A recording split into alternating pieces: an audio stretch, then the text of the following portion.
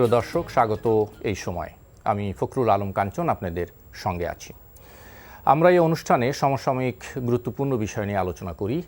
আজ আলোচনা করব দেশের করোনা পরিস্থিতি নিয়ে।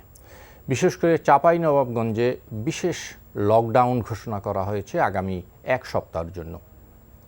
সাথে সাথে থাকবে ঢাকা সহ সমগ্র বাংলাদেশের করোনা পরিস্থিতি, থাকবে এর পাশাপাশি ভারতের ভ্যারিয়েন্ট নিয়ে আমাদের উদ্বিগ্নতার বিষয়গুলো। এই জন্য আমরা তিনজন অতিথিকে আমন্ত্রণ জানিয়েছি। আমাদের সঙ্গে স্টুডিওতে উপস্থিত আছেন ঢাকা বিশ্ববিদ্যালয়ের প্রাণ রসায়ন ও অনুপ্রাণ বিজ্ঞান বিভাগের অধ্যাপক ডক্টর হোসেন উদ্দিন শেখর, আছেন সিনিয়র সাংবাদিক এবং বাংলা ট্রিবিউনের হেড অব নিউজ জনাব মাসুদ কামাল। এছাড়াও অনলাইনে আমাদের সাথে যুক্ত আছেন অণুজীব বিজ্ঞানী ও কলামিস্ট ডক্টর শোয়েব সাঈদ। আপনাদের তিনজনকেই স্বাগত জানাচ্ছি। ডক্টর শোয়েব সাঈদ, আপনাকে দিয়ে শুরু করতে চাই। জি, চাঁপাইনবাবগঞ্জ আমাদের যেটি সীমান্তবর্তী একটি জেলা, যে জেলায় আজকে মধ্যরাত থেকে আগামী এক সপ্তাহের জন্য বিশেষ লকডাউন ঘোষণা করা হয়েছে। আপনি জানেন যে এই জেলায় ভারত থেকে আগত অন্তত ৪২ জনের দেহে করোনা শনাক্ত করা হয়েছে এবং তাদের নমুনা পরীক্ষার জন্য আইইডিসিআরে ঢাকায় পাঠানো হয়েছে। এমনি একটি পরিস্থিতিতে সেখানে লকডাউন ঘোষণা করা হয়েছে এবং সেখানে সমগ্র চাঁপাইনবাবগঞ্জে এই মুহূর্তের খবর হচ্ছে সেখানে সংক্রমণের হার ৫০-এর উপরে। শুনতে চাই আপনার কাছে ডক্টর শোয়েব সাঈদ। জি, ধন্যবাদ। আপনার ভারতের এই যে ভয়াবহ সংক্রমণ গত আপনার এপ্রিল এবং মে মাস পর্যন্ত আমরা দেখেছি, এটি হঠাৎ করেই এটা আসলে বিস্ফোরিত হয়েছে। আমরা যদি ভারতের অবস্থা দেখি যে জানুয়ারি, ফেব্রুয়ারিতে এবং মার্চের শুরুতে ভারতের গ্রাফ কিন্তু একেবারেই নিচে নেমে এসেছিল এবং ভারত একটি সন্তোষজনক অবস্থায় ছিল যে তাদের করোনা নিয়ন্ত্রণে চলে এসেছে। তারপরে হঠাৎ করে কিন্তু এটি জাম্প করেছে এবং আমি আপনাদের এখানে টকশোতে অনেকবার আমরা এগুলো নিয়ে আলোচনা করেছি। সেগুলো কতগুলো ফ্যাক্টর ছিল, ভেরিয়েন্ট নিয়ে কথা বলা হচ্ছে, কিন্তু তাদের যে সোশ্যাল সুপার স্প্রেডিং ইভেন্টগুলো, তাদের নির্বাচন ছিল, তাদের কুম্ভ মেলা ছিল, এগুলোর কারণে হঠাৎ করে এটি নিয়ন্ত্রণের বাইরে চলে গেছে। এবং কুম্ভ মেলার যে বিষয়টি, আপনি যদি কুম্ভ মেলার ছবিগুলো দেখেন, সাধারণত আমরা বলি যে আপনার সংক্রমণের ক্ষেত্রে আমি একজন করোনা আক্রান্ত রোগীকে পাস করে চলে গেলাম, আমার আসলে এতটা সম্ভাবনা নেই ইনফেক্টেড হওয়ার। কিন্তু আপনি যদি একটা কনফাইন জায়গাতে 10 মিনিটের বেশি থাকেন তাহলে এটা একটি বিশাল ব্যাপার। বলা হয় যে ভারতে কিন্তু কখনোই আপনার ওই সমস্যাটা হয়নি, কারণ গ্রামে গঞ্জে খোলামেলা পরিবেশের কারণে ওইভাবে আসলে ছড়ায় না। কিন্তু কুম্ভ মেলাতে লক্ষ লক্ষ লোক দীর্ঘ সময় একসাথে থেকেছে এবং তারা ভারতের বিভিন্ন জায়গা থেকে এসেছে। ওইটা ছিল আসলে সুপার স্প্রেডিং এর মূল কারণ। তারপর আমাদের যেটা উদ্বিগ্নের জায়গা যেটি, সেটা হচ্ছে যে সীমান্ত বন্ধ থাকলেও কিন্তু নানাভাবে যারা আটকা পড়েছিল তারা আসছে এবং তাদের দেহে এই মানে সংক্রমণ শনাক্ত করা হচ্ছে। জি, মানে আসলে ওইটাই মূল কারণ। এই ছড়িয়ে পড়ার পর, বিস্ফোরণ হওয়ার পর তার আপনার পার্টিকেল গুলো তো বিভিন্ন জায়গায় ছড়িয়ে পড়ে। ওইভাবে যদি ব্যাখ্যা করি, এটি আসলে পশ্চিমবঙ্গ পর্যন্ত চলে এসেছে, যেটি আমাদেরকে সবচেয়ে বেশি ভাবিত করছে। কারণ পশ্চিমবঙ্গের সাথে আমাদের তো যোগাযোগটা খুব নিবিড় এবং আপনার বৈধ অবৈধভাবে যোগাযোগ চলছে। ফলে ভারতের এটি বাংলাদেশে ঢুকবে, এটি প্রত্যাশিত। আমি বাংলাদেশের মানে আমরা আপনাদের ঈদের আগেও যে আলোচনাগুলো করেছিলাম, সেটা ঈদে উপলক্ষে বাংলাদেশের লোক যে জনসমাগম, এটি একটি ফ্যাক্টর। আরেকটি বড় ফ্যাক্টর ছিল ভারত থেকে যে লোক আসা যাওয়া করছে সেটি, এবং সেটি আপনি দেখতে পাচ্ছেন যে আমাদের সীমান্তবর্তী জেলাগুলোতে যে আপনার এটা বাড়ছে। এই যে ভারতের যে ভেরিয়েন্টটি ভারতের কিনা বা অরিজিনাল ভেরিয়েন্ট কিনা আমরা এটি জানি না, তো তারপরেও সংক্রমণ বাড়ছে এবং এটি ইনএভিটেবল, এটা হওয়ার কথা, এটি হচ্ছে। সুতরাং এখন যে আপনার চাঁপাইনবাবগঞ্জে যে লকডাউন করেছে, এটি ক্লাস্টার বেসড বা লোকালাইজড বেসড লকডাউন। এটি সারা বিশ্বে একটি স্বীকৃত পন্থা যে কোনো একটি পার্টিকুলার পয়েন্ট থেকে যদি আপনি ছড়াতে থাকে ওই জায়গাটাকে লকডাউন করতে হবে এবং তাদের সাথে কারা কারা সংস্পর্শে এসেছে সেইগুলো খুঁজে বের করতে হবে। আপনারা জানেন যে আমাদের গত বছর কিন্তু ভিয়েতনাম খুব সফলভাবে আপনার করোনা মোকাবেলা করেছে এবং তারা এখন পর্যন্ত তাদের সেই সফলতা ধরে রেখেছে। তাদের এটা কারণ হচ্ছে যে এইভাবে খুঁজে খুঁজে বের করা যে কোথায় কার সংক্রমণ হয়েছে, কিভাবে হয়েছে, তারা কোথা থেকে এসেছে এবং তাদের মাধ্যমে কারা কারা তাদের সংস্পর্শে এসেছে বা ছড়াতে পারে, সেই বিষয়গুলোকে সরকারের কঠোর নজরদারি মধ্যে নিয়ে আসা। এবং বাংলাদেশের সীমান্তবর্তী এলাকাগুলোতে আমার মনে হয় এখন কোনো উপায় নেই, সরকারের উচিত হবে যে কঠোর নজরদারির মধ্যে শুধু লকডাউনই নয়, আপনার স্বাস্থ্যবিধি মানার ব্যাপারেও জোর করার, বল প্রয়োগ করার একটি বিষয় এসেছে। কারণ এটা যদি বাংলাদেশের মূল ভূখণ্ডে মাঝামাঝিতে ছড়িয়ে পড়ে, বিশেষ করে জনবহুল শহরগুলিতে, আপনার ধরেন খুলনা, রাজশাহী, ঢাকা, চট্টগ্রাম, তাহলে আপনি আসলে ভারতের মতো আরেকটি পরিস্থিতি আমাদের দেখতে হতে পারে। কাজে এটার আপনার এখন সময় ক্ষেপণ করার সময় নেই। সরকারের উচিত সর্বোচ্চ প্রায়োরিটি দিয়ে খুব সিরিয়াসলি দেখা, কারণ একটু লুজ হলে আপনার এর ফাঁক দিয়েই আপনার দেখবেন সংক্রমণ হয়ে গেছে। জি, কিন্তু আমরা যা ইতিমধ্যে যে জানি যে সংক্রমণের হার কিন্তু বেড়েছে অত্যাধিক, অর্থাৎ ঢাকায় বা সারা দেশে সংক্রমণের হার মাত্র 8.15%, কিন্তু সেখান থেকে শুধু চাঁপাইনবাবগঞ্জেই বলা হচ্ছে আজকে 50-এর উপরে সংক্রমণ। আমি আসবো আপনার কাছে আবার এই বিষয়টা নিয়ে। আমি একটু ডক্টর হোসেনউদ্দিন শেখর আপনার কাছে যাই। যেটি এখন আতঙ্কের বিষয় সেটি হচ্ছে ভারতের মানে ভেরিয়েন্ট নিয়ে, এবং চাঁপাইনবাবগঞ্জের যে সংক্রমণের ঊর্ধ্বগতি আমরা দেখছি এটি একটি বিষয়, মানে আর পাশাপাশি ব্ল্যাক ফাঙ্গাস নিয়ে তো এক ধরনের আতঙ্ক ভয়াবহ আছেই। শুনতে চাই আপনার কাছে। অ্যাকচুয়ালি ভারতে যে ভেরিয়েন্টটা, এটা কিন্তু আমাদের দেশে সিকোয়েন্সিং করে এটার অস্তিত্ব প্রমাণ পাওয়া গিয়েছে, এবং ভারতের অনেক পেশেন্টই অলরেডি ভারত ফেরত, অনেক পেশেন্টই ঢাকায় আপনি দেখবেন বিভিন্ন হসপিটালে আছে, আমার পরিচিতই আছে, আপনার মহাখালী বক্ষব্যাধি হাসপাতালে ভারত ফেরত এবং করোনা পজিটিভ। এবং সেই ক্ষেত্রে এদের ক্ষেত্রে অ্যাকচুয়ালি যেটা হয়েছে যে কোয়ারেন্টাইনে থাকার সত্ত্বেও, বাংলাদেশে এসে কোয়ারেন্টাইন 14 দিন থাকার পরেও যখন আবার ঢাকায় এসছে, ধরেন ভারত থেকে যশোরে এসছে, 14 দিন কোয়ারেন্টাইন থেকেছে, ঢাকায় এসছে, আবার করোনা টেস্ট করে দেখা গেছে যে করোনা পজিটিভ। সেক্ষেত্রে ভারতীয় ভেরিয়েন্ট যে অলরেডি ছড়িয়ে পড়ে নাই, এটা কিন্তু নিশ্চিত করে বলা যাবে না। এবং এর সাথে যে ব্ল্যাক ফাঙ্গাসের কথা যেটা আপনি বললেন, যে ব্ল্যাক ফাঙ্গাস কিন্তু হয় একটা মিউকোর থেকে, হ্যাঁ, এবং ব্ল্যাক ফাঙ্গাসের অস্তিত্ব আগে থেকেই ছিল, এটা কোনো নতুন ডিজিজ না, এটা নতুন কোনো ডিজিজ, এটা তো আমরা আগে কখনো শুনিনি না। সেটার ইনসিডেন্স রেট অত্যন্ত কম থাকাতে ব্ল্যাক ফাঙ্গাসের এটা মাটির থেকে আসতে পারে, প্রাণীর থেকে আসতে পারে, এবং এই ফাঙ্গাসের অস্তিত্ব, এটা একটা মিউকর, এটা মল্ড, এই মল্ডের থেকে এটা তৈরি হয়।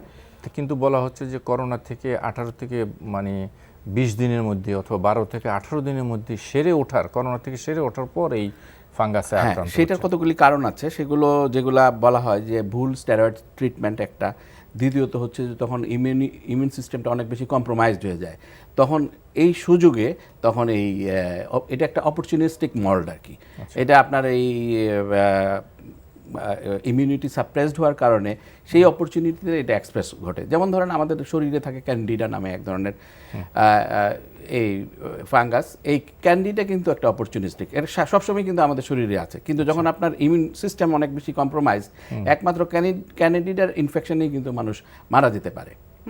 তো so black fungus is like that, কিন্তু এটার মুশকিল হচ্ছে যে এটার মৃত্যুর হার অনেক বেশি, প্রায় 50 ভাগের মতো, এবং এটা শুরু হয় চোখ থেকে, আস্তে আস্তে ব্রেনে সংক্রামিত হয়, এবং চোখে যদি সংক্রামিত হয় চোখ উপড়ে ফেলতে হয় এবং অন্ধ হয়ে যায়, এবং সেক্ষেত্রে সেটা ব্রেনে সংক্রামিত হতে পারে, এবং সেই ক্ষেত্রে বাঁচার সম্ভাবনা খুবই কম। তো সেই জন্য ইন্ডিয়ান ভ্যারাইটি আসা মানে যে সেই ফাঙ্গাসটা আসা তা নয়, তবে ইন্ডিয়ান ভ্যারাইটি আসলে যেইভাবে আপনার ইমিউন সিস্টেম সাপ্রেসড হয়ে যাচ্ছে, কিংবা যত দ্রুত মানুষ অসুস্থ হয়ে যাচ্ছে, সেই ক্ষেত্রে এর একটা অপরচুনিটি। এই ফাঙ্গাস অলরেডি আমাদের দেশে যে নাই তা নয়, এটা আছে, কিন্তু এটা একটা অপরচুনিস্টিক মল্ড, এটা আপনার শরীরের এই দুর্বল স্বাস্থ্য ব্যবস্থার কারণে এটা প্রকাশ পেতে পারে। জি, আমরা আবার আসবো এই বিষয় নিয়ে কথা বলবো। আমি একটু যাই মাসুদ কামালের সাথে। জানাব মাসুদ কামাল, আপনি আমার এই অনুষ্ঠানে ঈদের আগে এসে বলেছিলেন যে মানুষকে আপনি ফিরাতে পারবেন না, মানুষ দেশের বাড়িতে যাবেই, এবং আমরা দেখলাম তাই হলো। শুধু গেল তো না, একেবারে দল বেঁধে মানে একদম যে মানে ভয়াবহ চিত্র আমরা দেখেছি। এখন আশঙ্কা আমাদের বা বিশেষজ্ঞরা আশঙ্কা করছেন যে এই সংক্রমণটা বাড়বে।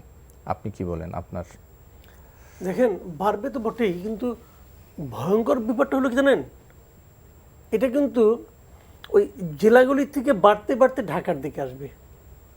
এর আগে যতবার আপনার এই কোভিড-19টা ছড়িয়েছে, ঢাকা কেন্দ্রিক ছিল, বাইরের থেকে ইটালি থেকে আসছে, ইংল্যান্ড থেকে আসছে, হ্যাঁ, মানে আমাদের ঢাকায় আগে হয়েছে, ঢাকা থেকে ছড়িয়ে ছড়িয়ে বাইরের দিকে গেছে। আর বাইরে যে খুব একটা সুবিধা করতে পারেনি, কারণ বাইরের আবহাওয়া তো ঢাকায় যতটুকু অনুকূল ততটা না, খোলামেলা জায়গা, একটু কমও হতো। এখন যেটা হবে ঠিক তার রিভার্সটা হবে। রিভার্সের সমস্যাটা কোথায় সেটা আমি বলি। একজন করোনা আক্রান্ত রোগী হলেই তো মরে তা তো না, খুব কমই মরে, কিন্তু তার তো একটা চিকিৎসার সেবা দরকার। সেই চিকিৎসার সেবাটা নেওয়ার সুযোগ ঢাকায় যতটা আছে, ঢাকার বাইরে তো আনফর্চুনেটলি তা নেই, একদমই নেই। মানে তার তুলনায় মনে করেন 10% নেই কিন্তু আসলে। তাহলে ওদিকে কি হবে? ওদিকে কিন্তু ম্যাসাকার হয়ে যাবে। এই হলো গিয়ে সমস্যাটা। ওইখান থেকে ধীরে ধীরে ধীরে ধীরে এদিকে কেন্দ্রের দিকে আসবে। আমরা এই মানুষগুলোকে রাখতে পারলাম না কেন? এই যে গ্রামমুখী, আসলে সমস্যাটার কথা আমি বলি আপনাকে, রাখতে যে পারলাম না কেন, এই জিনিসটা লোকে রাখা যে উচিত অথবা কিভাবে রাখা যায়, এই বিষয়টা নিয়ে কোনো চিন্তা ভাবনাই কেউ করেননি। আমাদের এখানে বড় বড় ডিসিশন কোনো ধরনের চিন্তা ভাবনা ছাড়া হয়, কোনো চিন্তাই করা হয় না।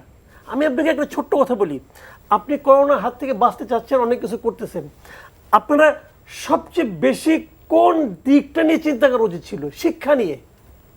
আমাদের ছেলে মেয়েদের শিক্ষার কি হচ্ছে কেউ কি চিন্তা করেছে?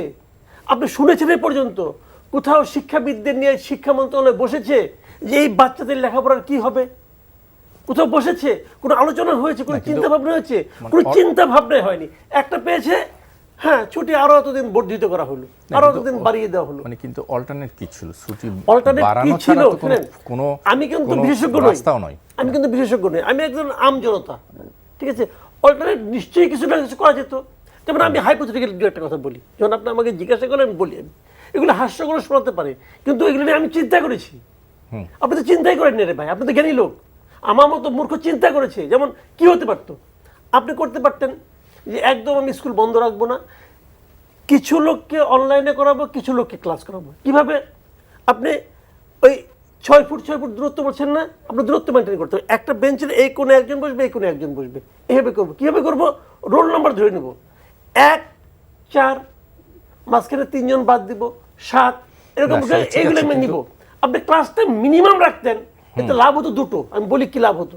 লাভ দুটো হতো কি, স্কুলে যাওয়ার তাগিদটা থাকতো, 3 দিন পরে হলো আমাকে স্কুলে একদিন যেতে হবে, সপ্তাহে 2 জনকে স্কুলে যাবে ওই রোল নম্বর অনুযায়ী। আরেকটা জিনিস কি হতো, যে বেসরকারি স্কুলগুলোর টিচাররা বেঁচে থাকতো। অনেক কিন্ডারগার্টেন স্কুলের টিচার এখন বন্ধ হয়ে গেছে, ফল বিক্রি করে। আমি জানি অটো চালায়, একটা টিচার অটো চালায়, এটা হয়েছে। ওখানে যারা আপনার কর্মচারী ছিল তার চাকরি নাই। এবং এদিক দিয়ে কি হচ্ছে, শিক্ষক যারা শিক্ষার্থী যারা ছিল এদের কিন্তু বেতন দিচ্ছে না তারা। কারণ বলে আমার ক্লাস হয় না, বেতন দিব কেন? সেটা তো একটা জিনিস হয়েছে। আর একটা জিনিস হয়েছে, যারা আপনাকে প্রতি বছর যারা এখানে ভর্তি হয়, 1 বছরে যেই পরিমাণ ছাত্রছাত্রী ভর্তির উপযুক্ত হয়, 3 বছর বা 4, 4.5, 5 বছরে যারা ভর্তি হচ্ছে, তাদের তো আপনি গত 1 বছর ভর্তি তারা হয়নি। তারপর আর 1 বছরে এখন নতুন আরেকটি গ্রুপ কিন্তু আসলো। এই যে কয়েক লক্ষ ছাত্রছাত্রী, তাদেরকে আপনি কোথায় জায়গা দিবেন, কি করবেন? লাভটা কি হলো বলেন? দেখেন সবচেয়ে বড় ক্ষতিটা কি হলো, এই স্টুডেন্টগুলো এখন ঘরে বসে ভিডিও গেম খেলতেছে। আপনি থামাতে পারবেন না তো। আপনি বাচ্চাকে বলবেন তুমি খেলো না, সে আপনাকে পাল্টা প্রশ্ন করবে, আমি কি করবো? আপনার কাছে কোনো উত্তর নাই। তো একটা জেনারেশনকে আপনি ধ্বংস করে দিয়ে কোনো চিন্তা ভাব। আমার কথা হলো কি, আপনি চিন্তা করেন মিনিমাম। আমি তো মূর্খের মতো চিন্তা করেছি, নিশ্চয়ই চিন্তাটা করবেন তো। এই লোকগুলো যে গেল বাইরে, কোনো চিন্তা করা হয় নাই এরা যাবে কি যাবে না। বাংলাদেশের মানুষের ক্যারেক্টার কি? আপনি আমাকে একটু আগে বললেন যে আমি বলেছিলাম আমি কি মহাজ্ঞানী নাকি, আমি কিছুই জানি না, কিন্তু আমি বাংলাদেশের মানুষকে তো চিনি, এই দেশে তো আমি বড় হয়েছি রে ভাই। তো আপনারা তো ক্ষমতায় আছেন, তার মানে কি আপনাদের এদের প্রতিনিধি, আপনারা এদের ক্যারেক্টার আপনি বুঝতে পারেন না কেন? আবার দেখেন গেল, এবং যাওয়ার জন্য যে কাজটা করলে সবচেয়ে ক্ষতি হতো ওনারা সেই কাজটাই করলেন। ওনারা কি করলেন,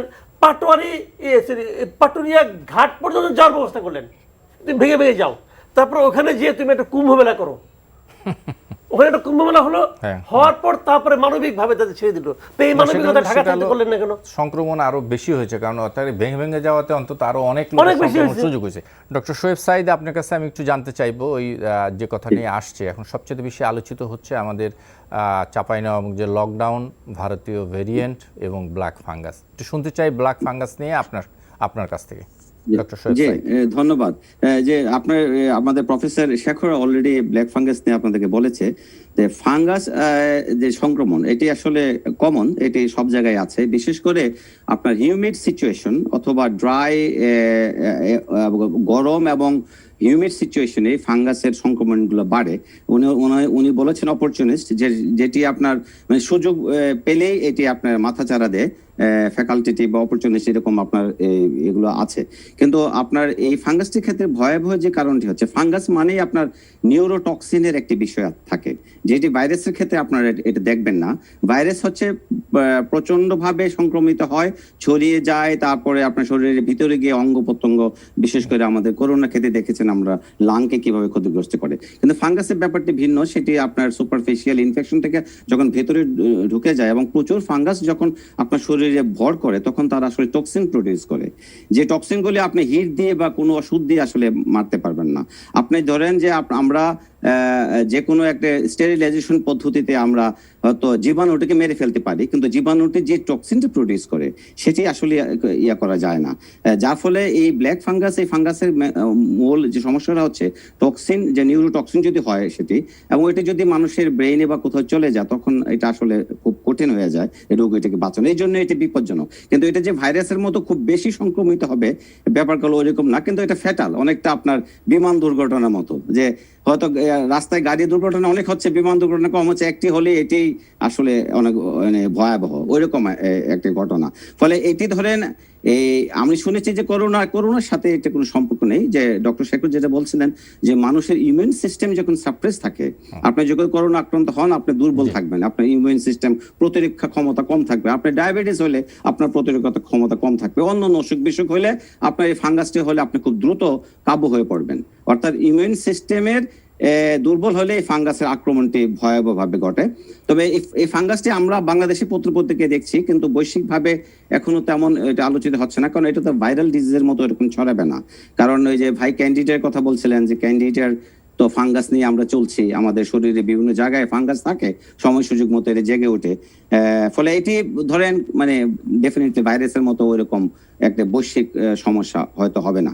কিন্তু বাংলাদেশে আমি এখন করোনায় আসি। করোনাতে যে ইন্ডিয়ান ভ্যারিয়েন্টের কথা আমি আপনার সাথেও আলোচনা করেছি, আপনাদের এনটিভিতেও বিভিন্ন টকশোতে একই আলোচনা হয়েছে, যে ইন্ডিয়ান ভ্যারিয়েন্টে একটি আশঙ্কা ছিল যে সেটি হয়তো সাউথ আফ্রিকার ভেরিয়েন্টের একটি পার্টিকুলার মিউটেশন, যে মিউটেশনটি ভ্যাকসিনকে ফাঁকি দেয়, ওটার কাছাকাছি একটি মিউটেশন ছিল, একই লোকেশনে, জাস্ট একটা অ্যামিনো অ্যাসিডের চেইন ছিল সাউথ আফ্রিকান ভেরিয়েন্ট থেকে। ফলে আমাদের শঙ্কা ছিল যে এটি হয়তো ভ্যাকসিনকে ফাঁকি দিতে পারে। কিন্তু গত 2-1 দিনই আপনার ব্রিটেন থেকে বা ব্রিটিশ গবেষকদের যে উদ্ধৃতি, সেখানে দেখা যাচ্ছে যে না, এটি আসলে ভ্যাকসিনকে ফাঁকি দিতে পারছে না। এবং আপনার ফাইজারের ভ্যাকসিন, অ্যাস্ট্রাজেনেকার ভ্যাকসিন খুব সফলভাবেই এই ভারতীয় ভেরিয়েন্টকে কাবু করতে পারছে। ফলে ভ্যাকসিনকে ফাঁকি দেওয়ার যে সংখ্যা, সেই সংখ্যাটা নেই। এখন আরেকটি বিষয়, সেটি হচ্ছে সংক্রমণ। আপনার ব্রিটিশ ভেরিয়েন্টে আপনার সংক্রমণের একটি নির্দিষ্ট মিউটেশন ছিল, যেটি আমরা 501 বলি, ওইটি আসলে খুব ভয়াবহ ছিল, খুব দ্রুত ছড়িয়ে পড়তো। কিন্তু দেখা গেছে যে ভারতীয় ভেরিয়েন্টে কিন্তু ওই মিউটেশনটি নেই, কিন্তু ভারতীয় ভেরিয়েন্টে 452 নম্বর লোকেশনে একটা মিউটেশন আছে, যেটি ক্যালিফোর্নিয়া ভেরিয়েন্টে আমরা দেখেছি। এটি একটু সংক্রমণ সক্ষমতা বেশি। ফলে ভেরিয়েন্টে আপনার ক্ষতির দিক দিয়ে ভারতীয় ভেরিয়েন্টকে বলা হচ্ছে যে আমরা তাত্ত্বিকভাবে জানছি যে এটি সংক্রমণ ক্ষমতা বেশি, কিন্তু আপনার গবেষণা তথ্যপত্র কিন্তু ওটাকে ওইরকম ভয়ঙ্কর যে সংক্রমণ ভ্যাকসিন ফাঁকি দিয়ে সেটিকে সমর্থন করছে না। কিন্তু সমস্যা যেটি হচ্ছে যে এই ভাইরাসটি আমরা যারা বহন করছি, ভ্যারিয়েন্টটি যারা বহন করছি, তারা সম্ভবত খোলামেলা ভাবে চলছে, নিজেও বুঝতে পারছি না, ফলে ছড়িয়ে পড়ছে। সীমান্ত এলাকায় তো আপনি জানেন যে এগুলো মেইনটেইন করা একটু কঠিন, যার ফলে এটি ছড়াচ্ছে। জি, আমাদের জন্য আশঙ্কার জায়গা কিন্তু এখানেই। আমি আসবো আপনার কাছে ডক্টর শোয়েব সাইদ, আমি একটু ফিরি ডক্টর শেখরের কাছে। ডক্টর শেখর, আমরা যেটি আলোচনা করছিলাম ভারতীয় ভেরিয়েন্ট নিয়ে নিশ্চয়ই আপনি বলবেন। পাশাপাশি যেটি এখন আশঙ্কার বিষয়, যে পার্টিকুলার একটি ডিস্ট্রিক্ট, এবং যেই ডিস্ট্রিক্টটি আমাদের ভারতের সীমান্তবর্তী ডিস্ট্রিক্ট, এবং সেই ডিস্ট্রিক্টের হঠাৎ করে আমরা দেখলাম যে সংক্রমণের হার 50%-এর উপরে। এটি কেন, এবং এটার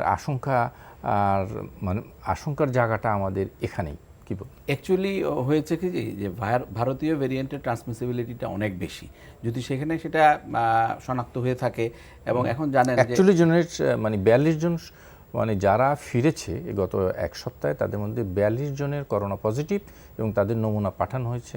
হয়তো এটা আমরা ডেফিনেটলি সিকোয়েন্সিং করে জানা যাবে যে এটা ভারতীয় কিনা। কিংবা এখন কথা হচ্ছে যে এখন আপনি জানেন যে বাংলাদেশে এই সময় আমের মৌসুম চলতেছে, এখন প্রচুর কিন্তু আপনার ট্রাফিকিং হচ্ছে, আম আসতেছে যাচ্ছে, মানুষজন যাচ্ছে কিনতে, এবং সেখান থেকে এটা যে ছড়িয়ে যাবে না এটার নিশ্চয়তা কিন্তু দেওয়া যায় না। এবং আমি এমনও শুনেছি যে এখন থেকে যারা আম নিয়ে আসতেছে তাদের মধ্যেও এটা সংক্রামিত হচ্ছে। আমের থেকে কি সংক্রমণ না, হয়? ফুডের থেকে হওয়ার কথা না, কিন্তু এটা শোনা গেছে যে কোভিড-19 কিন্তু টাকাতেও ডিটেক্ট করেছে। এবং যশোর বিজ্ঞান প্রযুক্তি বিশ্ববিদ্যালয়ে এটা অলরেডি তারা দেখিয়েছে যে টাকার মাধ্যমে কোভিড-19 যায়। তো এখন আমের মাধ্যমে না গেলেও যারা আম আনতেছে, ওখান থেকে যারা বহন করে আনতেছে, তাদের মধ্যে এটা এসে যাওয়াটা, মানে ভাইরাসকে আপনি একটা জায়গায় কনফাইন রাখা খুবই কঠিন আনটিল এন্ড আনলেস আপনি ওখানে খুব শক্তভাবে এটা নিয়ন্ত্রণ করেন। এটা একটা বড় ব্যাপার। আমি ডক্টর শেখরকে একটু করতে চাচ্ছি জি। যে আমাদের এই ধারণাটি ছিল যে আপনার সারফেস ট্রান্সমিশনের বিষয়টি, বাট অতি সম্প্রতি সিডিসি কিন্তু একটি নির্দেশনা দিয়েছে যেখানে তারা সারফেস ট্রান্সমিশনের বিষয়টিকে আসলে খুব একটা পাত্তা দিতে চায়নি। মানে আপনার ড্রপলেটের মাধ্যমে, এই যে শ্বাস প্রশ্বাসের মাধ্যমে ট্রান্সমিশনটাকে তারা মেইন বলছে আর কি। আমাদের এরকম তথ্য আমরা পাচ্ছি, কিন্তু সারফেস ট্রান্সমিশনটা এখন খুব একটা পাত্তা দিচ্ছে না। জি, অ্যাকচুয়ালি হিউম্যান বিং এই ভেক্টর হিসেবে কাজ করতেছে ওখানে যারা যাচ্ছে। আমরা তো একটা জায়গাকে ইভেন আমরা যদি লকডাউনও করি এটা পার্শিয়ালি হয়, মানে আমরা যেটা করতে পারি লকডাউন সেই অর্থে হয় না। আমাদের এখানে দেখেন এখন লকডাউন চলতেছে, অ্যাট দ্য সেম টাইম গণপরিবহনের কথা বলা হচ্ছে যে অর্ধেক সিট নিয়ে চালাতে পারবে। তো আমাদের এখানে অ্যাকচুয়ালি কোনোটাই খুব স্ট্রিক্টলি করা হয় না, ইন বিটুইন একটা রাস্তা দিয়ে আমরা হাঁটি। তো যার ফলে ভারতীয় ভেরিয়েন্ট যদি এখানে এসেই পড়ে এবং সেই অর্থে যদি ওটাকে স্ট্রিক্টলি এটাকে কনফাইন না রাখা যায় ওই এরিয়াটাকে, তাহলে এটা ছড়ায় যাওয়ার একটা সম্ভাবনা থাকবেই। এবং খালি চাঁপাইনবাবগঞ্জ না, এটা কুষ্টিয়াতেও দেখা গেছে এবং অন্য জায়গাতেও আছে। এবং অলরেডি ঢাকায় এসে গেছে ভারত ফেরত যে সমস্ত নাগরিকরা আমাদের দেশের, তাদের মধ্যেও এটা আছে। এবং আপনি বেশি দূরে যাওয়ার দরকার নেই, আপনি যদি বক্ষবিধি হাসপাতাল যান, ঢাকা মেডিকেল কলেজে যান, যারা ভারত থেকে ফিরে আসছে তাদের যদি আপনি সিকোয়েন্সিং করেন, আপনি দেখবেন যে, এবং তাদের যারা ভিজিটার, এখন তো তাদের ভিজিটাররা তাদের দেখতে যাচ্ছে হাসপাতালে, এবং সেখানে নার্স আছেন, ডাক্তার আছেন, এদের মাধ্যমেও কিন্তু এই জিনিসগুলা। তো এটা it is really very difficult যে ভারত পর্যন্ত আসলে আমরা নিশ্চিন্তে থাকতে পারবো এটা বলা যায় না। জি, জনাব মাসুদ কামাল। জি জি, আমার আশঙ্কার কথা যেটা আমি বলছিলাম বারবারই, আপনিও বলেছেন, এখন কিন্তু চাঁপাইনবাবগঞ্জ থেকে শুরু হলো সংক্রমণের হার 50-র উপরে। একটা জিনিস কি জানেন, যে আসলে তো ভাইরাসের সঙ্গে পারা কঠিন, যেটা ওনারা বিশেষজ্ঞ লোক ওনারা তো বললেন। বাট আমার কথাটা হলো কি, আপনি পারবেন কি পারবেন না সেটা তো পরের কথা, আপনার চেষ্টাটা কি, চেষ্টাটা করতে হবে, সেটা হলো ইম্পর্টেন্ট। আপনার মানে মতলবটা কি, সেটা হলো ইম্পর্টেন্ট। দেখেন, এই যে প্রায় কতদিন আমাদের লকডাউন চললো, একটা এই যে কঠোর বিধিনিষেধ, এটা লকডাউন তারা বলবে না, কিন্তু কঠোর বিধিনিষেধ বলতেছে যে এটা তো প্রায় 1 মাসের উপরে হয়ে গেল, 58 দিন 58 দিন হয়ে গেল, প্রায় 2 মাস। কিন্তু আপনি 2 মাস বন্ধ রাখলেন, কিন্তু আপনি যদি লকডাউনের মতো লকডাউন যদি 15 দিন করতেন, রাইট, তাহলে কিন্তু 58 দিন করা লাগে না। একদম সিম্পল। কিন্তু এটা হলো কি জানেন, ওই যে আলু সিদ্ধ করে না, আপনি চুলার মধ্যে একটা আলু দিলেন, 10 মিনিট সিদ্ধ করলেন, এর অন্য একটু চা বানাই, চাটা বানিয়ে 10 মিনিট পরে আবার সিদ্ধ দিলেন। ওই 10 মিনিট যদি আপনি সিদ্ধ দেন, সারাদিনে ওই আলু সিদ্ধ হবে না, ওই আলুতে ভর্তা করতে পারবেন না। সিম্পল ব্যাপারটা কিন্তু এটা। আপনি করলেন কি, যে লকডাউনের কথা বললে আবার লকডাউন বলবেন না, তাতে আবার আমলা ভাইদের একটু সমস্যা হয়। ওনারা এটা বলবেন কঠোর বিধিনিষেধ। আচ্ছা, করেন কঠোর বিধিনিষেধ করে নিয়ে গার্মেন্টস খোলা, দোকানপাট খোলা, গাড়ি চলবে, শহরের মধ্যে চলবে। তো এইগুলো আসলে ফাজলাম। এটা এই জন্য মানে এই বাংলা ভাষায় একটা শব্দ আছে ফাজলাম, এটা ইংরেজিতে পাবেন না, এটা বাংলাতেই কেবল চলে, ওইটা বাঙালিরাই করেন। এটা হলো ফাজলামো করা হয়েছে। তো এই ফাজলামোটা করোনার জন্য প্রযোজ্য হয় নাই। করোনা বুঝছে যে এরা ফাজিল জাতি, আর ফাজলামো করতেছে, আমিও আমার কাজ চালাই যাই। এটা যদি আপনি 15 দিন করতেন, 58 দিন করা লাগতো না। সেই লিমিটেশন তো নিশ্চয়ই, মানে সেই চেষ্টা তো নিশ্চয়ই ছিল। আমার মনে হয় লিমিটেশনের কারণে হয়তো হয়নি। আমি একটু যাই ডক্টর শোয়েব সাইদ আপনার কাছে, যদি একেবারে সহজ করে আমি বলি যে হঠাৎ করে পার্টিকুলার একটা ডিস্ট্রিক্টে এই সংক্রমণের হার কেন এত ঊর্ধ্বমুখী হলো, একদম 50-এর উপরে, আপনার কি মনে হয়? যে আমি যদি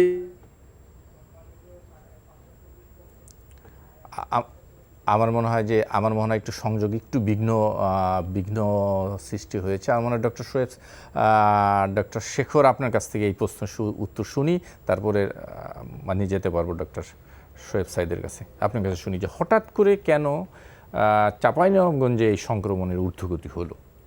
অ্যাকচুয়ালি এটা কি দুটো জিনিস আমাদের কাছে সংশয়ের আছে বা এক ধরনের আলোচনা আছে, সেটা হলো যে ভারতীয় ভেরিয়েন্টের কারণেই খুব দ্রুত যাদের এটা হয়তো ছড়িয়ে পড়েছে, নাকি অন্য কোনো কারণ? এটা অ্যাকচুয়ালি নিশ্চিত করে বলা কঠিন এই মুহূর্তে। তবে একটু আগে আপনি যে তথ্যটা দিলেন যে 40 জনকে শনাক্ত করা হয়েছে পজিটিভ, 42 জন, তারা এসছে সবাই ভারত থেকে। তো একটা ছোট্ট এরিয়াতে 42 জন ইজ এনাফ, কারণ এটাকে বলা হচ্ছিল যে একজন থেকে প্রায় 400 more than 400 people can be infected by this virus. একজন থেকে 400 জন হতে পারে। তো 40 জন আসলে সেই হিসাবেই 1600 জন হয়ে যাবে। হ্যাঁ, তো সেটার থেকে আপনার আরও জ্যামিতিক হারে এটা বাড়তে থাকবে। তো সেই ক্ষেত্রে এটা হওয়া খুবই স্বাভাবিক। এবং আমরা যেহেতু কন্ট্যাক্ট ট্রেসিং করি না কিংবা করতে পারি নাই, তো সেই লোকগুলিকে কোথায় চলে গেছে আফটার কন্ট্যাক্ট, এটা কিন্তু এখন করা মুশকিল। তো সেই ক্ষেত্রে যদি এমনি একটা ধারণা করা হচ্ছিল যে জুন মাসের প্রথম দিকে আমরা একটা তৃতীয় ঢেউয়ের সম্ভাবনা আছে, এবং সেটা কি ভারতীয় ভেরিয়েন্ট দিয়ে যদি হয় তাহলে এটার পরিণতি হবে ভয়াবহ। এবং এই আশঙ্কাটা কেন ছিল আমাদের? এটার একটা আশঙ্কা ছিল যে একটু আগে যে কামাল ভাই বলছিলেন যে আমরা এই ঈদের সময় আমাদের যে ঘটনাটা ঘটলো, হ্যাঁ, ভারতে যেমন কুম্ভ মেলা, ইলেকশন, ক্রিকেট খেলা, এগুলি কতগুলি উসিলায় এগুলি ছড়িয়ে যাচ্ছিল। আমাদের দেশে ঈদের সময় যেই পরিমাণ মানুষ ট্রাফিকিং হয়েছে থ্রু আউট দিস কান্ট্রি, একটা ছোট্ট দেশ, ঢাকার থেকে 500 কিলোমিটার গেলে দেশ শেষ হয়ে যায়। এতটুকু একটা দেশে গিজগিজে অবস্থায় মানুষের এই যে সঞ্চালন, এখানে ভাইরাসের যে ট্রান্সমিশন এটা বাড়বে, এটা খুবই স্বাভাবিক। এবং এটা আপনি কোনোভাবেই এটা রোধ করতে পারবেন না, আইন দিয়ে সম্ভব না। যদি আপনি মিলিটারি দিয়ে কন্ট্রোল করেন তাহলে সেটা সম্ভব। খালি পত্রিকাতে দেওয়া কিংবা আইনের কথা মুখে বলা এবং সেই ক্ষেত্রে আমরা সেগুলি মেনে চলবো, এটা আশা করা যায় না। জি, আমি একটু ডক্টর শোয়েব সাইদের কাছ থেকে একটু ফিরে আসি। ডক্টর শোয়েব সাইদ, আপনার কথা আমরা শুনতে পাইনি, আপনি যদি আবার একটু আমাদের বলেন। আমি যে প্রশ্নটি আপনার কাছে রেখেছিলাম সেটি হচ্ছে যে হঠাৎ করে একটি ডিস্ট্রিক্টে এরকম সংক্রমণের এত কেন ঊর্ধ্বগতি?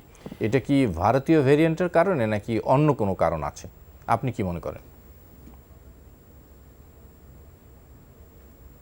ডক্টর শোয়েব সাইদ? আপনি কি আমাকে শুনতে পাচ্ছেন? যে আমি আসলে আপনাদের শুনতে পাচ্ছি না, আপনাদের এনটিভি মিউট করা আছে। আচ্ছা, আমরা কিন্তু আপনাকে শুনতে পাচ্ছি, আমরা আপনাকে শুনতে পাচ্ছি। আপনি যদি বলেন তাহলে আমরা নিশ্চয়ই শুনবো। আমি প্রশ্ন রেখেছিলাম, নিশ্চয়ই আপনি আমাকে এখন শুনতে পাবেন। আমি প্রশ্ন রেখেছিলাম যে চাঁপাইনবাবগঞ্জে আজকের রিপোর্ট হচ্ছে চাঁপাইনবাবগঞ্জে সংক্রমণের হার 50-এর উপরে। তো হঠাৎ করে পার্টিকুলার একটি ডিস্ট্রিক্টে কেন এই সংক্রমণের এত ঊর্ধ্বগতি? এটা কি ভারতীয় ভেরিয়েন্টের কারণে? আপনি কি আশঙ্কা করেন? কি কারণটা আপনার কাছে মনে হয়? শুনতে চাই ডক্টর শোয়েব সাইদ। জি, ধন্যবাদ। যে এটি অবশ্যই আপনার ভারতীয় ভেরিয়েন্টের একটি প্রভাব, কারণ এখন পর্যন্ত যৌক্তিকভাবে এটি যেহেতু চাঁপাইনবাবগঞ্জ বর্ডার এলাকা, ওখানে ভারতের সঙ্গে যোগাযোগ, এবং অলরেডি আমাদের যারা আজকের আলোচক তারা বলেছেন যে আমের মৌসুম ওখানে ফলে চলাচলটা ডেফিনেটলি এটি ভারতীয় ভেরিয়েন্ট বলেন বা ভারত থেকে আসা একটি সংক্রমণের ধারা। কারণ ভারতের সংক্রমণটি কিন্তু আপনার নেপালকেও গ্রাস করেছে। আপনি যদি গ্রাফগুলো দেখেন, নেপালকে গ্রাস করেছে, শ্রীলঙ্কাকে গ্রাস করেছে, আমাদের ওইভাবে করতে পারেনি, কিন্তু করার অপেক্ষায় আছে। কাজে ডেফিনেটলি এটা আপনার ভারতীয় যে সংক্রমণের একটি ধারাবাহিকতা, এবং আমাদেরকে কঠোর বিধিনিষেধ এবং কঠোর ব্যবস্থার মাধ্যমে আমাদের সরকারকে এটিকে নিয়ন্ত্রণ করতে হবে। কারণ এখানে কোনো প্রকার খামখেয়ালি বা কোনো প্রকার আপনার ধরেন শিথিলতার সুযোগ নেই, কারণ এটি ভয়াবহ আকার ধারণ করবে যে দেশের অভ্যন্তরে যদি আপনার ছড়িয়ে পড়ে। ফলে সরকারের উচিত লকডাউন, স্বাস্থ্যবিধি মানা, এবং ওই লোকগুলোর সঙ্গে ওরা কাদের সংস্পর্শে গিয়েছিল সেই সমস্ত চেইনটাকে আপনার ট্রেস করা, এবং ট্রেস করে আপনারা জানেন যে ভিয়েতনাম যে পদ্ধতিতে তাদের নিয়ন্ত্রণ করেছে, আমার মনে হয় চাঁপাইনবাবগঞ্জের বিষয়ে সরকারের উচিত, কারণ সরকারের সামনে কিন্তু উদাহরণ আছে, বিভিন্ন দেশের সফলতার উদাহরণ আছে, সেগুলো প্রয়োগ করে তাদের কঠোর নিয়ন্ত্রণ করা উচিত। যদি নিয়ন্ত্রণ না করেন তাহলে ইন্ডিয়ার মতো, দিল্লির মতো একটা পরিস্থিতি আমাদের পড়তে হতে পারে। কাজে আমরা অপেক্ষা করছি জেনোম সিকোয়েন্সের। এটা হয়তো ভারতীয় ভেরিয়েন্ট হতে পারে। ইন্ডিয়া সবই যে ভারতীয় ভেরিয়েন্ট তা তো নয়। ইন্ডিয়াতে আপনার ওখানে অরিজিনাল আপনার যে ভেরিয়েন্ট সেটাও রয়েছে, অন্যান্য ভেরিয়েন্টও রয়েছে। কিন্তু তার চেয়ে বড় কথা, চাঁপাইনবাবগঞ্জ সংক্রমণের মূল কারণ হচ্ছে এটা মানুষ থেকে মানুষে সরাচ্ছে। ওই জায়গাটা থেকে আমরা খুব বেশি সফলভাবে আটকাতে পারছি না, আমাদেরকে ওখানে আটকাতে হবে। ভেরিয়েন্টের বিষয়ে আপনি কনসার্ন হওয়ার চাইতে আমাদের স্বাস্থ্যবিধি মানা এবং আপনার লকডাউনের বিষয়গুলোতে কঠোর অবস্থানে যেতে হবে। জি, আবার আসবো আপনার কাছে ডক্টর শরীফ। আমি একটু যাই জনাব মাসুদ কামাল। আমরা কিন্তু গত এক সপ্তাহে দেখেছি যে সংক্রমণের হার 7-এর নিচে ছিল। আজকে গত 3 দিন যাবৎ এই সংক্রমণের হার সারা দেশব্যাপী 8.15%, অর্থাৎ সংক্রমণটা বাড়ছে। যেটি আশঙ্কা করা হচ্ছিল যে ঈদের পরে যেভাবে মানুষজন বাড়িমুখী ছিল এবং তারা ফিরে আসলে হয়তোবা এরকম সংক্রমণ বাড়তে পারে, সেই আশঙ্কাটা মনে হচ্ছে যেন সত্য হতে যাচ্ছে। আরেকটি কথা আপনার কাছে শুনতে চাইব, সেটি হচ্ছে যে এই সংক্রমণের ঊর্ধ্বমুখীর মানে প্রবণতার মধ্যেই আজকের থেকে কিন্তু আবার বাস, ট্রেন, লঞ্চ সব ছেড়ে দেওয়া হলো। হ্যাঁ, আমাদের ঢাকায় একসময় তো 20 হয়ে গিয়েছিল, 20% হয়ে গেছিল সংক্রমণ। সেটা কমে যখন নাকি 7-এর নিচে গেল, তখন আমরা ভাবলাম যে আমাদের সফলতা চলে এসেছে, আমাদের আর কিছু সমস্যা নেই। এবং এই আনন্দে উদ্বেলিত হয়ে আমরা সব আবার খুলে দিলাম। এবং সেটা কি খুললাম, মারাত্মক জানেন কোনটা হয়েছে? সবচেয়ে মারাত্মক হয়েছে রেস্টুরেন্ট খোলাটা। আপনি তো মাস্ক পরেন, মাস্কে আপনি কতটুকু কি করে না করে, তবু তো করে, কিছু তো করে না। আমরা যেভাবে মাস্ক পরি সেভাবে হয়তো করে না, কিন্তু তারপরে কিছুটা করে। কিন্তু যখন আপনি খাবেন, কিছু চা খাবেন, কিছুটা খাবেন, মাস্ক পরে তো খেতে পারবেন না। ওখানে তো মাস্ক খুলবেন, আপনার টেবিলের ও পাশে একটা লোক বসে আছে, তাকে তো আপনি চিনেন না, সে কোথেকে আসছে, সে সংক্রমিত হয়ে আসছে জানেন না। কিন্তু মানে রেস্টুরেন্ট খুলে দেওয়াটা আমি মনে করি একটা সুইসাইডাল ব্যাপার, ডিসিশন। এখন কিন্তু প্রশ্নটা হলো কি, এক ধরনের প্রেশার তো ছিল যে সব কিছু খুলে দেওয়া হচ্ছে, রেস্টুরেন্টের কয়েক লক্ষ কর্মজীবী মানুষের রেস্টুরেন্ট আছে, তাদের তো মানে কিভাবে তারা বাঁচবে? অবশ্যই বাঁচানোর দায়িত্ব গভর্নমেন্টের। গভর্নমেন্টকে বাঁচানোর চেষ্টা করছে না কিছু কিছু ক্ষেত্রে। গভর্নমেন্টের কিন্তু খরচ হচ্ছে, গভর্নমেন্ট কিন্তু বাঁচানোর খাতে কিন্তু টাকা ব্যয় করছে না তা না। আমি কিন্তু গভর্নমেন্টের সদিচ্ছার মূল্য দিচ্ছি না তা না। গভর্নমেন্ট সদিচ্ছা আছে, গভর্নমেন্ট চেষ্টা করছে, বাট ইমপ্লিমেন্টেশন হচ্ছে না। That is the point. গভর্নমেন্টের টাকা যাচ্ছে কিন্তু বাস মালিকদেরকে 100 কোটি টাকা প্রণোদনা দিচ্ছে, মালিকদেরকে দিচ্ছেন কেন? শ্রমিকদেরকে দেন, শ্রমিকরা তো যে লসটা হচ্ছে না খেয়ে মরতে হবে, মালিকের তো না খেয়ে মরতে হবে না, মুনাফা একটু কম হবে। মালিকদের দিলে মানে শ্রমিকরাও পাবে, কিভাবে পাবে না সেটি নিশ্চয়ই মালিক দেয়। আপনি আমাকে বলেন, এই যে মাঝখানে যে 58 দিন যে বন্ধ ছিল, আপনি এই বাস টার্মিনালগুলো যে খবর নিয়ে দেখেন, আমি তো খবর নিয়ে দেখছি, এই যে প্রতিদিন যে চাঁদাবাজিটা হতো, প্রতিদিন মালিকরা চাঁদা তুলতো, শ্রমিক ইউনিয়নের নামে শ্রমিকরা চাঁদা তুলতো, এখান থেকে একটা টাকা কোনো জেনুইন শ্রমিক পেয়েছে কিনা? কেউ পায়নি। এগুলো বলে লাভ নাই। জি, আমি একটু যাই ডক্টর শেখর। এই যে এই ঊর্ধ্বমুখী প্রবণতার মধ্যেই আমরা আবার খুলে দিলাম, আজকের থেকে সব কিছু আবার চলবে অলমোস্ট স্বাভাবিকভাবেই, কারণ বলা হচ্ছে যে স্বাস্থ্যবিধি মেনে আমরা যাত্রী পরিবহন করবে। কি মনে হয় আসলে আজকে সন্ধ্যায় আমরা যে চিত্র দেখেছি বরিশাল এবং সদরঘাটে, সেখানে দেখেছি যাত্রী কম, কিন্তু স্বাস্থ্যবিধি মানার কোনো বালাই নাই। লঞ্চে আমরা যে চিত্র দেখলাম, এটাই চলবে। অ্যাকচুয়ালি আমরা স্বাস্থ্যবিধি কতগুলি আমরা এই মুহূর্তে এগুলি শ্লোক বাক্যের মতো হয়ে গেছে, আমরা উচ্চারণ করি, কেউ ফলো করি না। এবং এইভাবেই আমরা যখন লকডাউন দেই সেটা মিন করি না ওইভাবে, যার ফলে চলতে থাকে। আমরা কতগুলি শব্দ এই আপৎকালীন সময়ে মুখস্থ বলির মতো আওড়াই, কিন্তু সেগুলিকে আমরা প্র্যাকটিস করি না আমাদের। এবং সেটা আমাদের ব্যক্তিগত গাফিলতি, এবং সেখানে আমাদের শিক্ষার অভাব, এবং এটা প্রপার ইমপ্লিমেন্টেশনে যারা এটার সাথে সংশ্লিষ্ট তাদেরও গাফিলতি। এটা একটা সার্বিক ব্যাপার, এখানে কিন্তু এককভাবে কাউকে আপনি দায়ী করতে পারবেন না।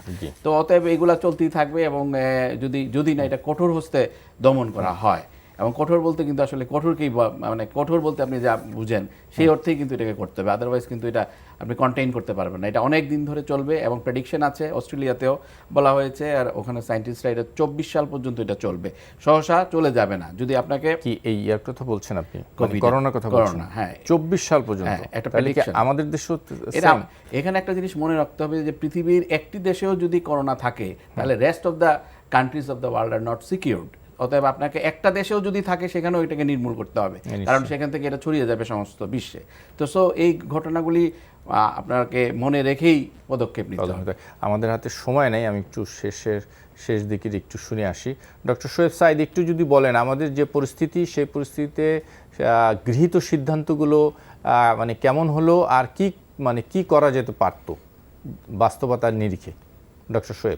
জি, ধন্যবাদ। আমি আসলে ধরেন সবসময়, যেহেতু আমি কানাডাবাসী, সবসময় কানাডার সঙ্গে উদাহরণ দেই, হয়তো অনেকে দেশে এটা পছন্দ করে না বা অনেক সময় মেলেও না, কিন্তু ধরেন শুধু কানাডা নয়, অনেক গরিব দেশেও তাদের এই যে ক্রাইসিস গুলাতে তাদের একটা পাবলিক হেলথ মেজার, এটাকে PHM বলে আর কি, এটি আছে। কানাডা অতি সম্প্রতি তাদের নতুন পাবলিক হেলথ মেজার তারা ঘোষণা করেছে, সেটি হচ্ছে নতুন ভেরিয়েন্টের ক্ষেত্রে কিভাবে কমব্যাট করবে। এখন আস্তে আস্তে কানাডার পরিস্থিতি ভালো হচ্ছে, ভ্যাকসিনেশনে কিন্তু কানাডার বিশাল সাফল্য। কানাডা কিন্তু অলরেডি আপনার যুক্তরাষ্ট্রকে পিছিয়ে দিয়ে আপনার এগিয়ে গেছে। এবং আমাদের কি হবে? আমাদের ভ্যাকসিনেশন তো এখন অলমোস্ট স্টপ। আমি আসছি ওই জায়গাতে আমরা আটকে গেছি, আমাদের বন্ধ হয়ে গেছে। এবং ধরেন যে কানাডাতে যে টোটাল গভর্নমেন্টের যে বিশাল প্যাকেজ সিস্টেম, যে ওই যে ভাই মাসুদ কামাল ভাই তার শিক্ষা ব্যবস্থা বলছে, একটু সংক্ষেপ করবেন ডক্টর শোয়েব। ওই দেখেন ওদের কিন্তু শিক্ষা ব্যবস্থা, শিক্ষা কার্যক্রম চলছে, সবই অনলাইনে চলছে। আমাদের কিন্তু সেটা হতে হয়নি। জি প্লিজ বলুন, আপনি আরেকটু বলুন।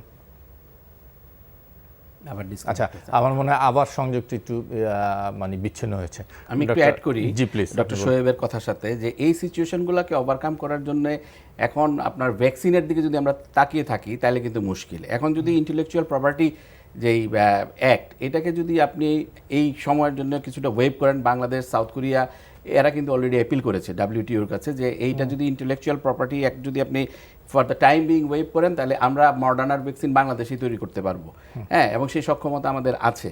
তখন কিন্তু আমরা আমাদের ভ্যাকসিন তৈরি করে আমাদের দেশের জনগণকে দিতে পারবো। এটার জন্য তদবির চলতেছে, WTOতে আবেদন করা হয়েছে, এবং এটা যদি হয় মডার্না কিংবা অ্যাস্ট্রাজেনেকার ভ্যাকসিন আমরা এখানে করতে পারবো, যদি এই ইন্টেলেকচুয়াল প্রপার্টি রাইটস যেটাকে বলে সেটার থেকে যদি এরা অন্তত ফর দ্য টাইম বিং এটা উঠায় নেয়। এই কারণে কিন্তু করা যাচ্ছে না, এই ইন্টেলেকচুয়াল প্রপার্টি রাইটের কারণে। কিন্তু এই আপৎকালীন সময় সেটা কি একটু ছাড় দেওয়া যায়, মানে এটা ছাড় দেওয়ার জন্য আবেদন করা হয়েছে, কিন্তু এরও বিরোধিতা করতেছে অনেকেই, যেমন জাপান করতেছে, অস্ট্রেলিয়া করতেছে, তারা এটা ছাড় দিতে চায় না। USA এই বাইডেন অ্যাডমিনিস্ট্রেশন কিন্তু এটা ছাড় দেওয়ার পক্ষে, যে এটা যদি ইন্টেলেকচুয়াল প্রপার্টি রাইট যদি এই মুহূর্তে শিথিল করা হয়, এবং তৃতীয় বিশ্বের দেশগুলি কিন্তু এর থেকে অনেক বেশি বেনিফিটেড হবে, পার্টিকুলারলি আমাদের মতো দেশ, বিশেষ করে আমাদের মতো দেশে যেখানে ফার্মাসিউটিক্যাল প্রোডাক্টস কিন্তু আমরা অত্যন্ত সাউন্ড, আমরা পৃথিবীর প্রায় 250 দেশে এই বাংলাদেশি ফার্মাসিউটিক্যাল প্রোডাক্ট যায়, এবং আমরা ভ্যাকসিন তৈরি করতে সক্ষম। এবং এটা যদি আমাদেরকে দেওয়া হয় তাহলে আমরা কিন্তু আর ভ্যাকসিনের জন্য তাকিয়ে থাকতে হবে না অন্য কোনো দেশের দিকে। আমরা we can manufacture our own vaccine in our own facilities. G doctor Masud Kamal, একটা শেষ জিনিস সময় কি আছে। বলি আপনাকে, এখন সমাধান হলো ভ্যাকসিন, ভ্যাকসিনই সমাধান, যে এইগুলি সব চলতে থাকবে, কিন্তু আপনাকে প্রচুর লোককে ভ্যাকসিন দিতে হবে। এখন ওই জায়গাটাতে আমরা পিছিয়ে আছি, দুর্ভাগ্যজনকভাবে বলবো আমি, কারণ মানে এটা আসলে এখানেও কিন্তু ওইভাবে প্ল্যান করা হয় না। দেখেন আমরা কিন্তু শুরু করেছিলাম, আপনি মনে করতে পারবেন আমাদের পররাষ্ট্রমন্ত্রী একবার দুঃখ করে বলেছিলেন যে আমরা তো বিভিন্ন জনের সঙ্গে আলাপ আলোচনা করে ঠিকঠাক করি, ফাইল তো পড়ে থাকে স্বাস্থ্য মন্ত্রণালয়ে, পড়ে থাকে না, এদেরকে আবার কিছু বলা যাবে না, বললে আবার তারা মন খারাপ করেন। হ্যাঁ, ওই যে একটা গল্প আছে না, যে আগে পশুদের মধ্যে মিটিং হচ্ছে, এখন সবাই বলছে মিটিংয়ে তো বাঘকে ডাকা হয় না, বাঘকে ডেকে নিয়ে আসো, কে যাবে বাঘকে, সবাই ভয় পাচ্ছে। তখন কচ্ছপ বলতেছে তাহলে আমিই যাই। তো কচ্ছপ রওনা হয়েছে, এরা ওয়েট করছে, বাঘ আসে না কোনো, বাঘ আসে না কোনো। একজন বলছে কচ্ছপকে পাঠাচ্ছে, ও কি আর যায় পারবে? তখন আধা ঘন্টা কিন্তু হয়ে গেছে, কচ্ছপ তখন দরজার কাছ থেকে বলে এভাবে আমার সমালোচনা করলে কিন্তু আমি যাবো না। জি নিশ্চয়ই, আমার হাতে সময় নেই, আমার সমালোচনা একটু শুনতে এখন পারলে আমাদের ভালো স্বাস্থ্য হতো। মন্ত্রণালয়ের এই অবস্থা, ওনারা ফাইল ফেলে রাখবেন, কিছু বলা যাবে না, বললে আবার মাইন্ড করবেন। জি, তাহলে কি করবেন রে ভাই? এখন আমার মনে হয় একটু ডক্টর শোয়েব সাঈদকে শুনতে পারলে ভালো হতো, কিন্তু আমরা সংযোগটা পাচ্ছি না। আমাদের অনুষ্ঠান শেষ করতে হবে। জনাব মাসুদ কামাল, ডক্টর শেখর আপনাদের এবং ডক্টর শোয়েব সাইদ আপনাদের তিনজনকে ধন্যবাদ। দর্শক আপনাদেরকে ধন্যবাদ যারা এই অনুষ্ঠানের সাথে যুক্ত ছিলেন। আগামী অনুষ্ঠানে আবার দেখা হবে। শুভরাত্রি।